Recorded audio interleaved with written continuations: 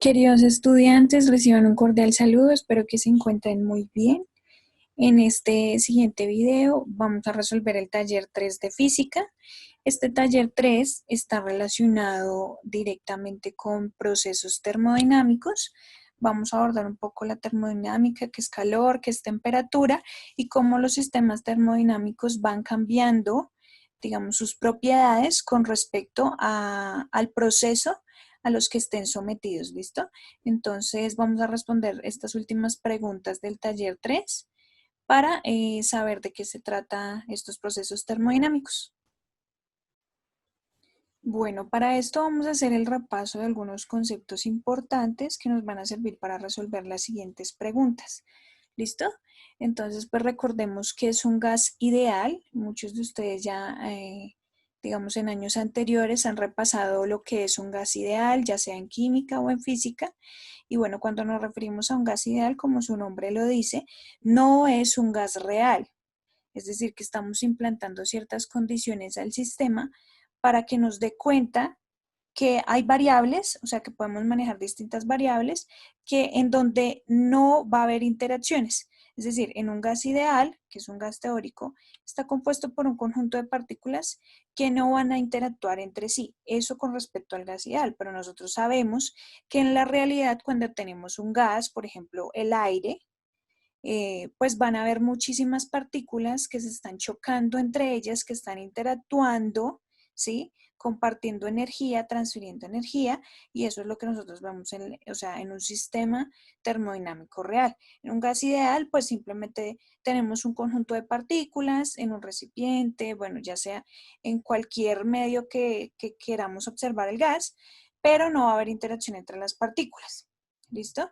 Entonces, pues recuerden chicos que todos los gases, bueno, todos los objetos y partículas, en general, en todo el universo hay energía cinética. Recuerden que la energía cinética es energía de movimiento y esa energía de movimiento pues la empezamos a tener incluso desde las partículas más pequeñas que son los átomos que interactúan entre ellos, ¿sí? Y lo mismo en una, digamos en este caso, cuando tenemos un gas ideal, bueno, ya sea de cualquier gas, vamos a tener que las partículas están interactuando porque tienen una energía cinética, es decir, que se están moviendo, se están chocando contra las paredes, se están chocando unas contra otras, y esa energía cinética pues va a disminuir o aumentar dependiendo el sistema termodinámico o el proceso termodinámico que tengamos. ¿Listo? Entonces, eso con respecto a gas ideal. Bueno, también hablemos qué es calor y temperatura. Yo sé que muchos de ustedes eh, pues han escuchado los dos conceptos, pero quizás todavía no tienen específicamente una diferencia entre calor y temperatura. Entonces, ¿qué pasa con el calor? Aquí en la imagen que les puse que calor es una transferencia, como lo indican las flechitas. Es decir, que tenemos un recipiente con mayor temperatura, es el rojo, y queremos transferir calor a un recipiente con menor temperatura, que es el azul. Entonces recuerden chicos, calor, ¿qué es calor? Calor es energía, energía. Entonces cuando nosotros tenemos calor es una energía, es un flujo que siempre se va a dar de un cuerpo más caliente a un cuerpo que está mucho más frío. ¿Sí? Siempre se va a dar esa transferencia de un cuerpo más caliente o de mayor temperatura a un cuerpo de menor temperatura. Ese siempre es el flujo del calor. Entonces recuerden que calor es energía, es un flujo de energía. ¿Sí? Entonces, ¿qué pasa cuando nosotros medimos la temperatura, digamos, de un recipiente con agua caliente? Nosotros no vamos a medir el calor, porque el calor es la energía, es un flujo, ¿cierto? Nosotros ¿qué vamos a medir? Temperatura. Entonces, ¿qué hacemos a qué hace referencia cuando medimos temperatura? Pues es que estamos hablando directamente ya de algo cuantitativo, ¿cierto? De un número. Recuerden que nosotros medimos la temperatura con un termómetro. Entonces, el termómetro que nos está dando cuenta de un número, ¿sí? Por ejemplo, cuando te miden la fiebre, tienes 37 o 38 grados de temperatura. Entonces, eso hace referencia a una medida, a un número. La temperatura es la medida de la energía térmica de un cuerpo. Es la medida. ¿Listo, chicos? Y pues ya cuando hablamos de calor, simplemente es energía. ¿Listo? Entonces, pues los cuerpos tienen determinada energía térmica, pero esa energía térmica, que es el calor, la vamos a medir solamente con un termómetro. Bueno, cualquier aparato que tengamos de medida para este tipo de casos, la temperatura simplemente va a ser una medida. ¿Listo? Ahora sigamos con los procesos termodinámicos. ¿Qué es un proceso termodinámico? Entonces, un proceso termodinámico se denomina a la evolución de determinadas magnitudes o propiedades propiamente termodinámicas de un sistema. Recuerden que estas magnitudes, ¿cuáles podrían ser? La presión, el volumen, la temperatura, y estas variables, estas magnitudes, van a cambiar. Van a cambiar con respecto al proceso termodinámico que tengamos. Igual, recuerden, chicos, que cuando tenemos un proceso termodinámico hay unas condiciones iniciales, ¿sí? Tengo tanta temperatura, tengo tanta presión, tengo tanto volumen, pero si yo, digamos, voy a efectuar un proceso termodinámico, que ya les voy a mostrar los dos que vamos a abordar en estas preguntas, entonces lo que vamos a hacer es cambiar esas magnitudes. De acuerdo al proceso termodinámico vamos a cambiar. Entonces ya va a cambiar nuestra presión, ya va a cambiar nuestro volumen, va a cambiar nuestra temperatura y vamos a tener unas magnitudes o variables finales. Tenemos unas iniciales que son las que teníamos antes de que pasara el proceso termodinámico, y las finales son las que obtenemos después de que se efectúa el proceso termodinámico. Bueno, chicos, entonces aquí pues tengo dos procesos termodinámicos, el proceso isotérmico y el proceso adiabático. Son los dos que vamos a necesitar. Hay otros dos procesos termodinámicos, pero no los vamos a abordar en este video, porque las preguntas que vamos a responder pues no lo ameritan. Entonces vamos a resolver solamente, o vamos a abordar solamente el proceso isotérmico y el adiabático. Entonces, ¿qué pasa con el proceso isotérmico? Bueno, aquí tenemos una gráfica de presión versus volumen. Generalmente cuando nosotros vamos a observar qué pasa en un proceso termodinámico, realizamos este tipo de gráficas, de presión versus volumen. Hay otras de presión versus temperatura, pero las que más nos representan los procesos termodinámicos es la de presión versus volumen, ¿listo? ¿Y qué pasa, digamos, con el proceso termodinámico? El proceso termodinámico tiene esta determinada curva, que es la que está acá en la gráfica. Cada proceso termodinámico tiene una curva distinta, ¿listo? Y esa es la forma en que nosotros los vamos a diferenciar. Es decir, cada proceso termodinámico se representa de distinta manera en la gráfica PV, ¿listo? Y bueno, entonces aquí tenemos un proceso termodinámico que inicia en el punto A y finaliza en el punto B, y pues como podemos ver es una curva, ¿listo? Entonces, ¿qué pasa con el proceso termodinámico? El proceso isotérmico, perdón. El proceso isotérmico es un proceso que se da a temperatura constante, tal y como se los puse aquí. Es decir, que este proceso va a empezar desde el punto A hasta el punto B, pero en todo ese recorrido, en este caso es una expansión, porque si ven la flechita va hacia abajo.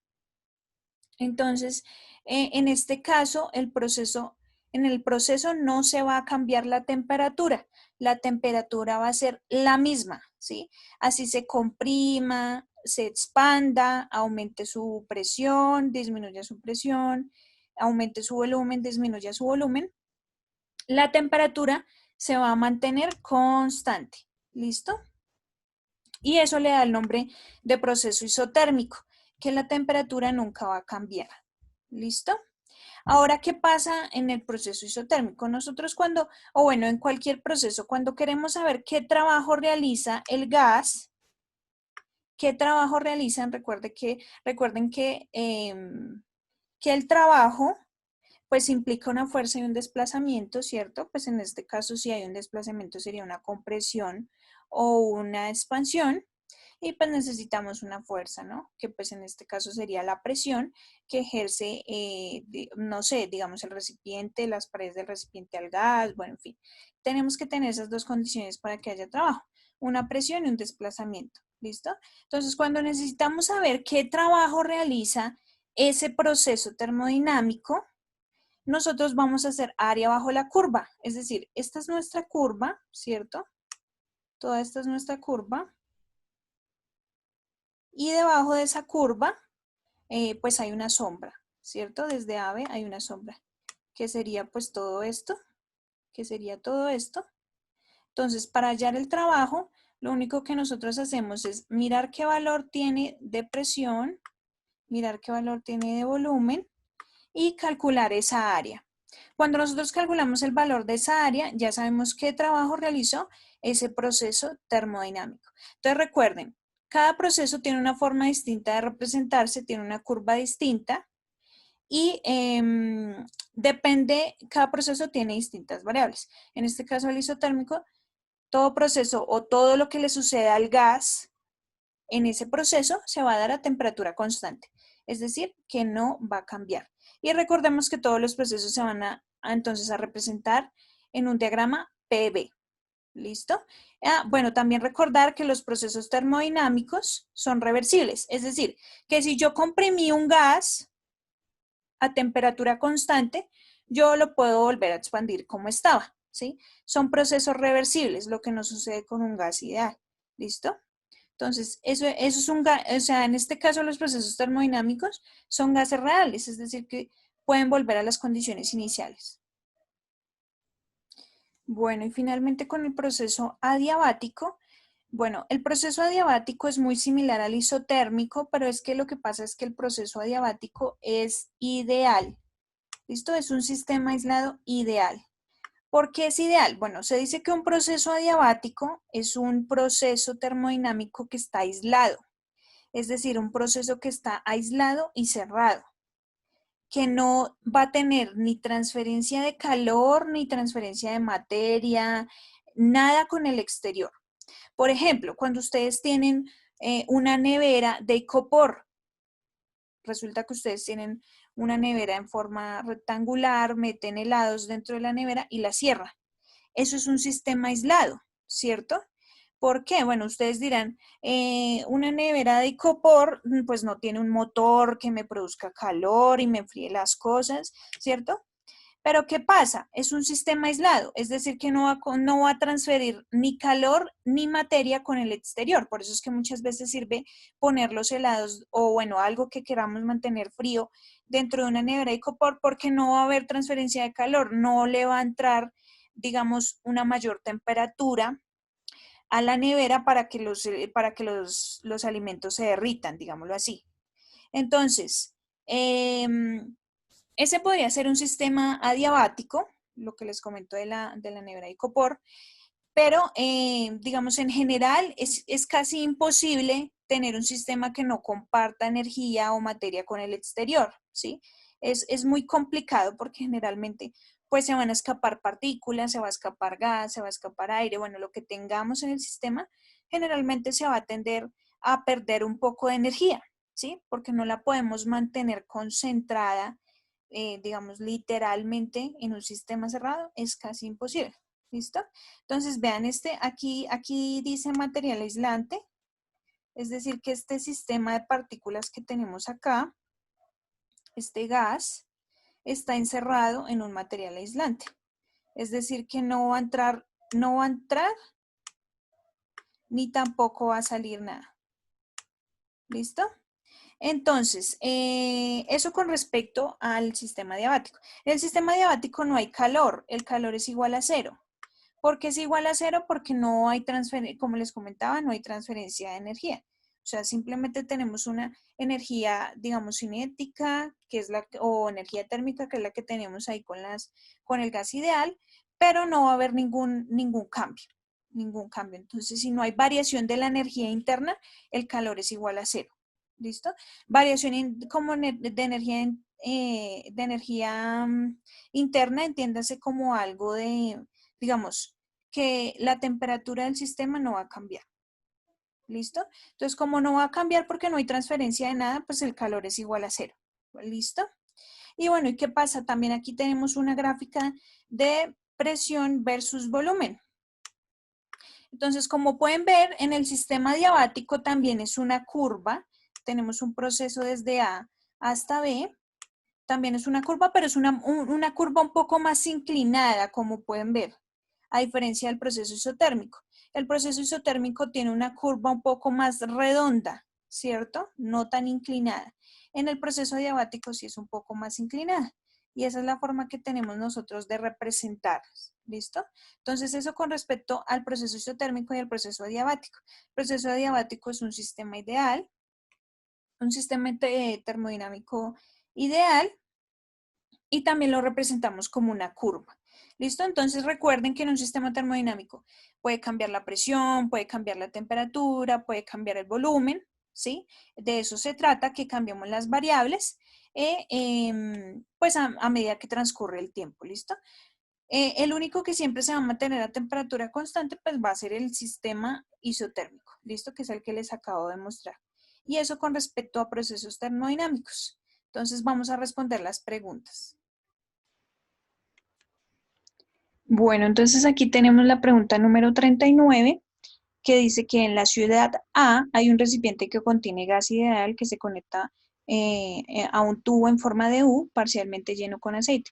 Se observa que el aceite sube hasta el nivel L1, que es la primera figura que tenemos aquí, y el recipiente en la ciudad B, y el recipiente que que se transporta a la ciudad B, sube el nivel del aceite hasta el nivel 2, que es el que tenemos en la segunda figura.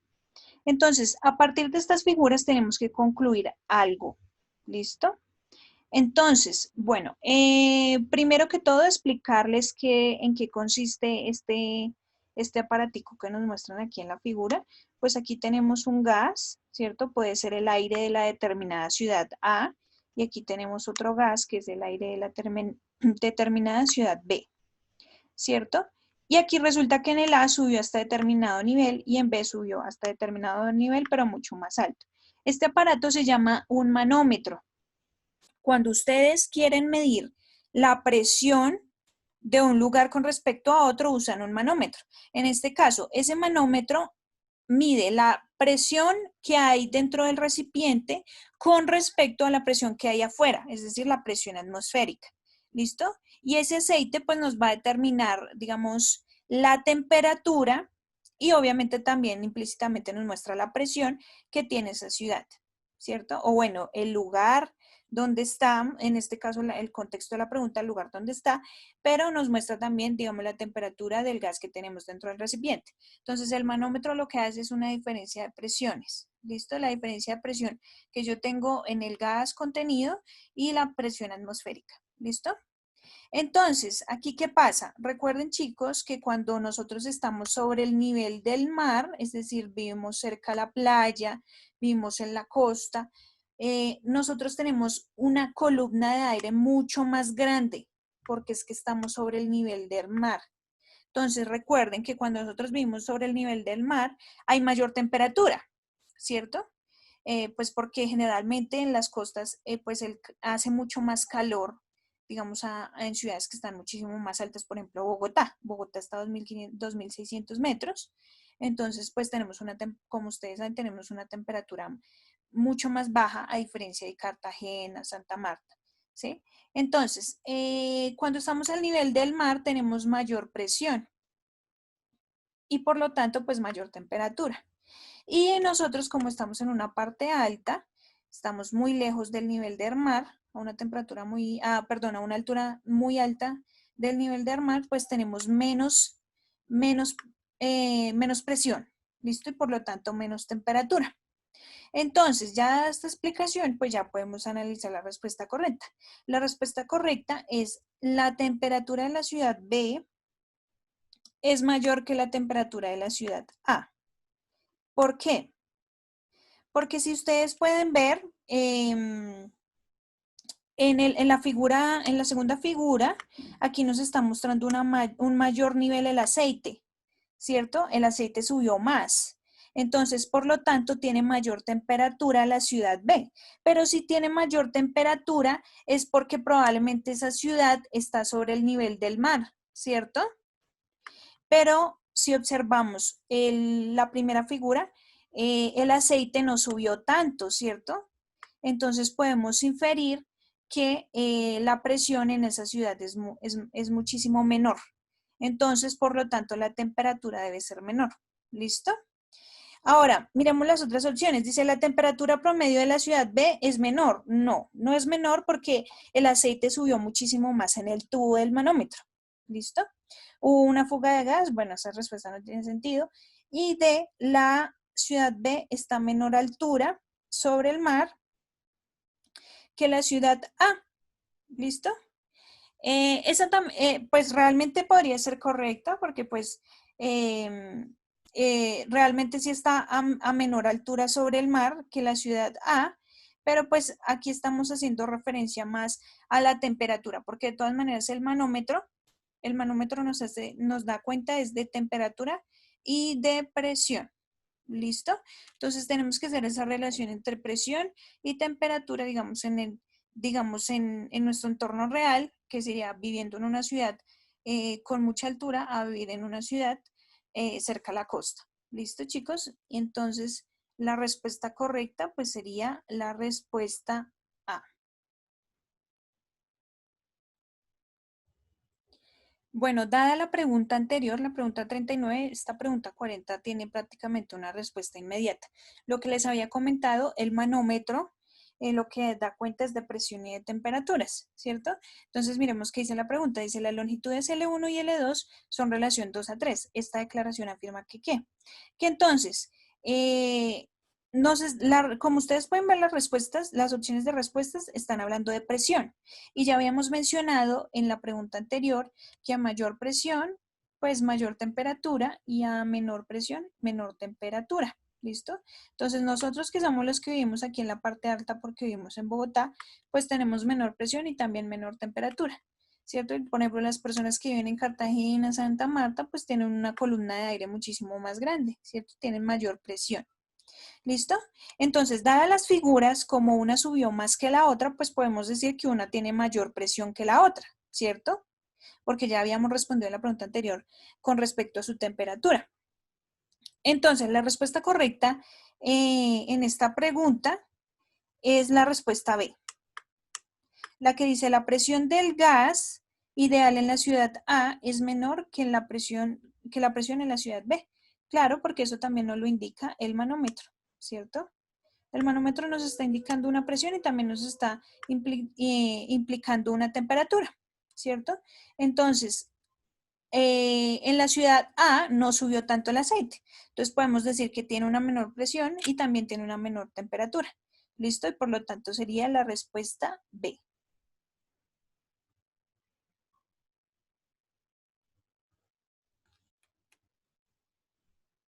Bueno, chicos, entonces aquí en la pregunta 41 ya vamos a empezar con procesos termodinámicos y vamos a abordar el proceso termodinámico isotérmico y el adiabático. ¿Listo?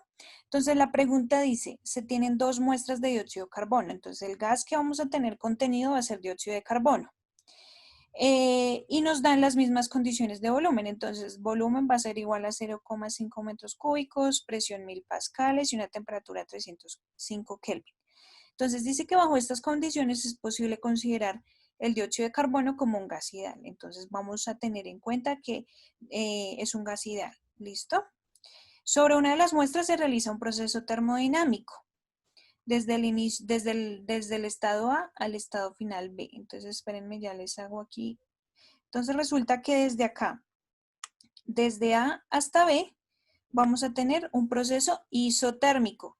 Entonces, cuando tenemos un proceso isotérmico, recuerden que la temperatura es constante. Perdón que les escribo aquí con el lápiz del programa para que se acuerden. ¿Listo? Entonces, temperatura constante. Y el proceso adiabático, pues entonces va a ser desde el mismo punto A, pero hasta el punto C. ¿Cierto? Entonces recuerden lo que les había dicho, chicos. El proceso isotérmico tiene una curva mucho más redonda. el proceso adiabático tiene una curva un poquito más inclinada. ¿Listo? Entonces de AB isotérmico y de AC adiabático. ¿Listo? Entonces dice, teniendo en cuenta que W, trabajo, representa el trabajo hecho por el dióxido de carbono y Q, el calor absorbido por el dióxido de carbono, se puede asegurar que. Entonces siempre recuerden, chicos, como ya lo habíamos visto en anteriores videos, el trabajo es igual a W. Y aquí lo nuevo sería el calor lo medimos en Q. ¿Listo? Entonces, recuerden que cuando les había hecho la explicación general, les había dicho que cuando teníamos un proceso termodinámico, el área bajo la curva, bueno, en este caso es una recta, el área bajo la curva, es decir, todo esto, perdón,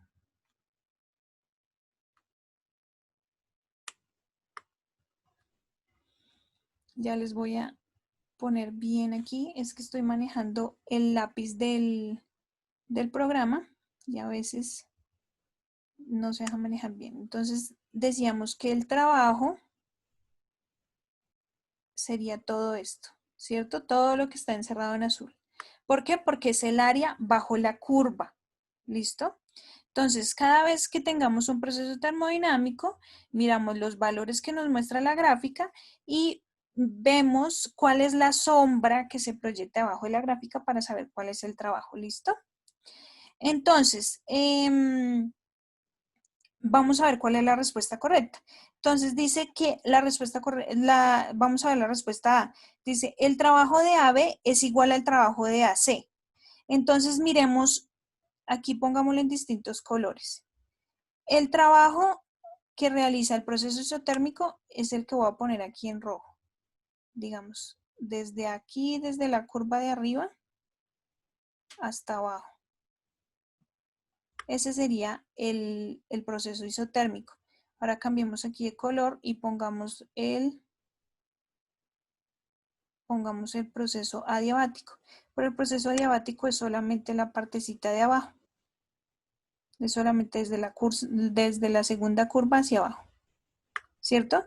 Entonces, como pueden ver, el trabajo realizado por el proceso isotérmico abarca mayor curva que el que hizo el proceso adiabático, ¿cierto? Porque es que el isotérmico va desde esta primera curva hacia abajo y el adiabático va desde la segunda curva hacia abajo. Entonces el isotérmico ha abarcado muchísimo más espacio en esa gráfica, ¿cierto? Entonces dice que la primera opción es que si el trabajo es igual, no son iguales porque la curva, digamos, el área bajo la curva de esas dos curvas que tenemos en la gráfica no son iguales. ¿Sí? Hay una que está más arriba y otra que está más abajo. Y ahora dice la respuesta C, que es la respuesta correcta.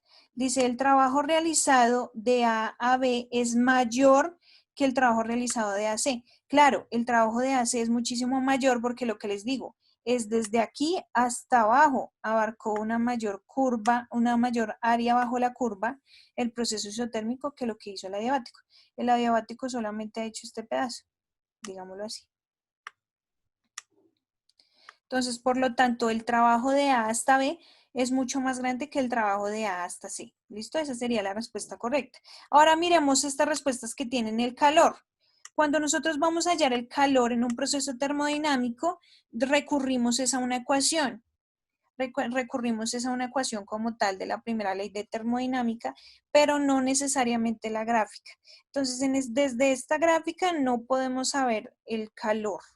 Y además nos están preguntando sobre el trabajo, ¿cierto? Entonces el trabajo sí lo tenemos en cuenta en la gráfica como el área bajo la curva, pero el calor no. El calor tenemos que recurrir a una ecuación para saber cuál es más grande que el otro. ¿Listo? Entonces, por lo tanto, la respuesta correcta es la C. Bueno, chicos, aquí en la pregunta 42, pues entonces tenemos otras 4 gráficas, pero entonces vean que estas gráficas ya no son de volumen versus presión o presión versus volumen, sino que ya tenemos gráficas de presión versus temperatura. ¿Listo? Entonces vamos a ver cómo evoluciona la temperatura de acuerdo a la presión, pues con los procesos de la anterior pregunta, ¿no? O sea, seguimos con los procesos isotérmico y el adiabático. ¿Listo? Entonces la pregunta dice, la gráfica P contra T de los procesos A hasta B y de A hasta C de las respuestas de las respectivas muestras es. Entonces, chicos, recordemos la relación entre presión y temperatura que ya la habíamos visto en la primera pregunta con el manómetro. ¿Listo? Entonces, si aumentamos la temperatura, tal y como les puse aquí, si aumentamos la temperatura, aumenta la presión. Si disminuimos la temperatura, disminuirá la presión. ¿Listo? Eso, tengan siempre, por ejemplo, de referencia las ciudades, por ejemplo, Bogotá y Cartagena. Y así se podrán acordar de esa relación. ¿Listo?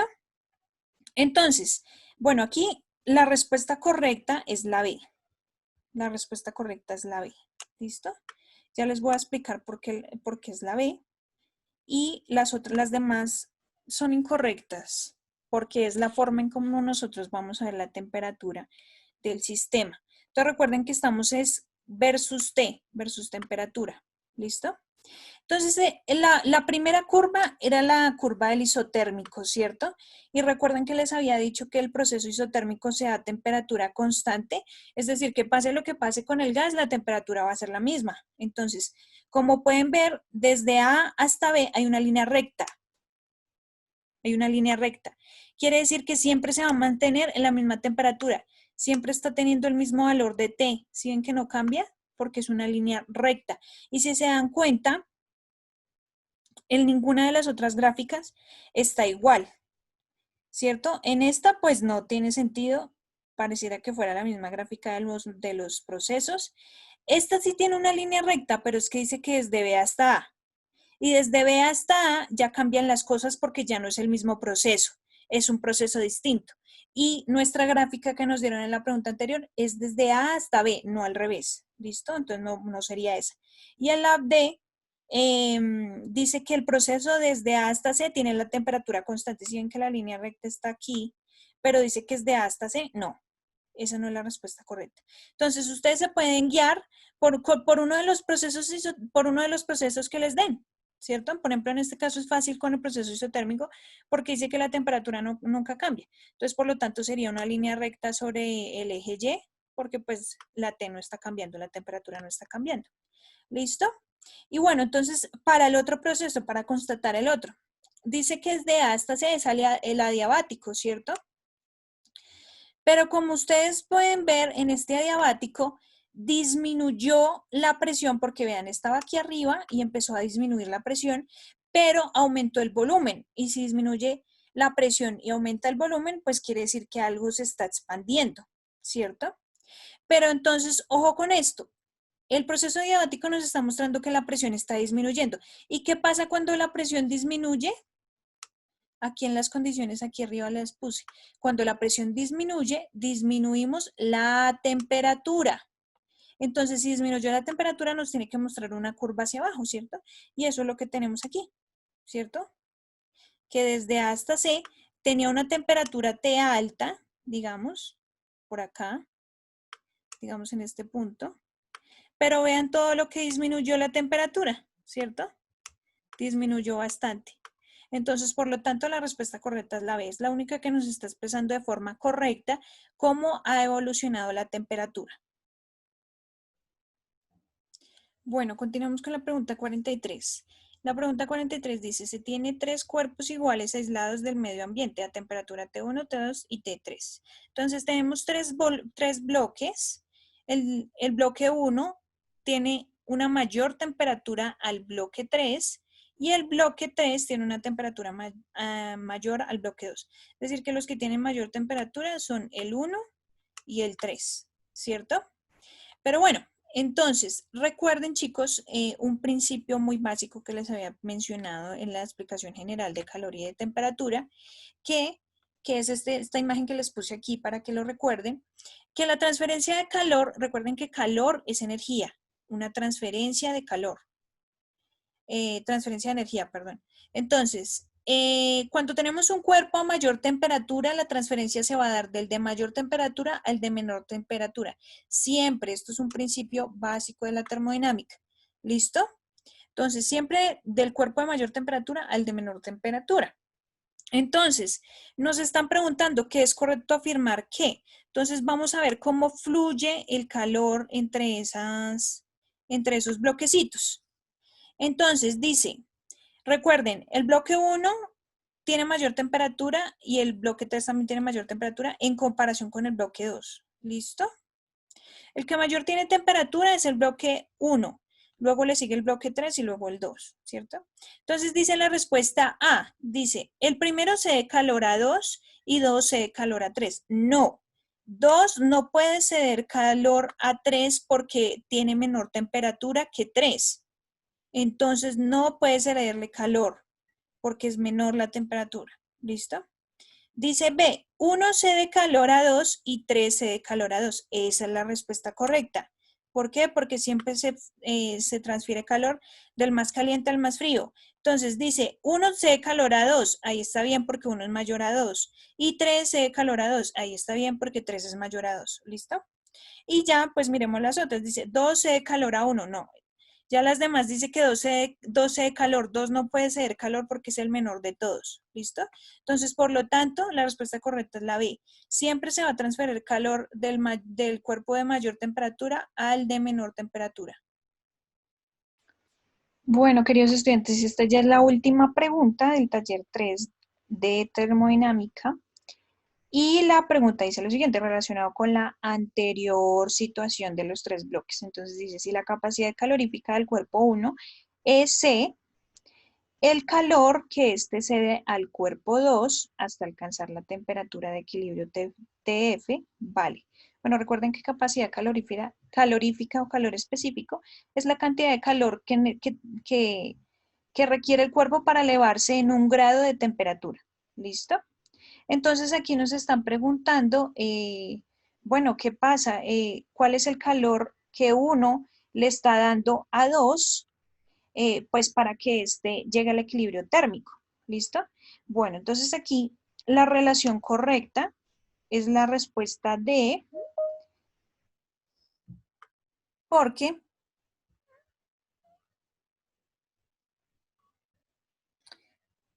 es la única que nos está relacionando tanto la temperatura 1 como la temperatura final, ¿cierto?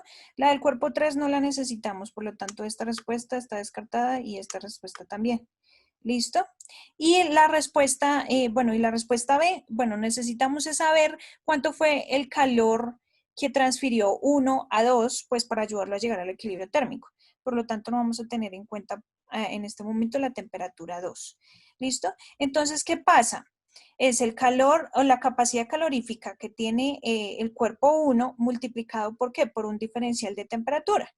Pero ese diferencial de temperatura, ¿qué es? Este 1 menos T final. Es decir, que nosotros necesitamos saber cuál es el calor que le transfirió a 2. Bueno, aquí tenemos el primer bloque que es 1, ¿cierto? Que es este, pero el segundo bloque se compone de los dos, tanto de la temperatura de 1 como la temperatura de 2, porque se necesita llegar al equilibrio térmico, ¿cierto? Entonces, la ecuación nos dice que es la resta de la temperatura del bloque 1 menos la temperatura final. Recuerden que cuando nosotros llegamos a un equilibrio térmico, llegamos a una temperatura final. Entonces, si restamos la temperatura de 1 menos la temperatura final, es decir, ¿qué porcentaje de calor le quitó ese equilibrio térmico, esa temperatura final, al primer cuerpo que era el que tenía más calor? ¿Qué porcentaje, qué cantidad de calor? Entonces, si nosotros restamos esa temperatura 1, el total del cuerpo del bloque 1, menos la temperatura de equilibrio, vamos a obtener la cantidad de calor del cuerpo 1 que se había transferido al cuerpo 2. Porque recuerden que el cuerpo 2 no es solo el calor de 2, es el calor de 1 más el calor de 2, ¿cierto?